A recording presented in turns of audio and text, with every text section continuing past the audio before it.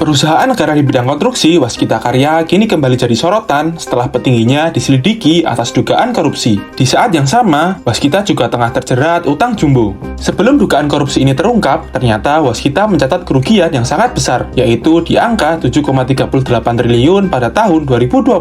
Saat itu, Waskita juga terjerat utang sebesar 89,011 triliun. Dengan jumlah utang sebesar itu, Waskita Karya harus mengeluarkan biaya sebesar 4,74 triliun hanya untuk membayar bunganya saja. Waskita akhirnya beberapa kali menerima bantuan APBN. Di tahun 2021, perusahaan menerima penyertaan modal negara senilai 7,90 triliun rupiah. Pada 2021 juga, Waskita digugat oleh vendornya karena utang belum terbayarkan secara lunas. Kemudian pada 27 April 2023, Kejaksaan Agung Republik Indonesia akhirnya menetapkan Direktur Utama PT Waskita Karya, yaitu Destiawan Suarjono, sebagai tersangka kasus dugaan tindak pidana korupsi. Destiawan diduga melakukan penyimpangan penggunaan fasilitas pembiayaan dari beberapa bank yang dilakukan oleh PT Waskita Karya dan PT Waskita Beton Precast. Kemudian, uang hasil dari kejahatannya itu diduga ia gunakan untuk membayar utang perusahaan yang diakibatkannya. Destiawan total merugikan negara sebanyak 2,5 triliun rupiah. Selain itu, sebelumnya di tahun 2022, dua ex-direktur keuangan PT Waskita Karya juga jadi tersangka di kasus yang sama. Mereka diduga dengan sengaja menggunakan uang perusahaan untuk pembayaran proyek-proyek fiktif. Dengan adanya kasus ini, harga saham PT Waskita Karya pun kian merosot hingga menyentuh auto reject bawah menjadi Rp202 per saham. Kini, Destiawan ditahan sejak 28 April 2023 di Rutan Salemba, Cabang Kejaksaan Agung. Penahanan awal ini dilakukan hingga 17 Mei 2023, sembari menunggu proses hukum lebih lanjut.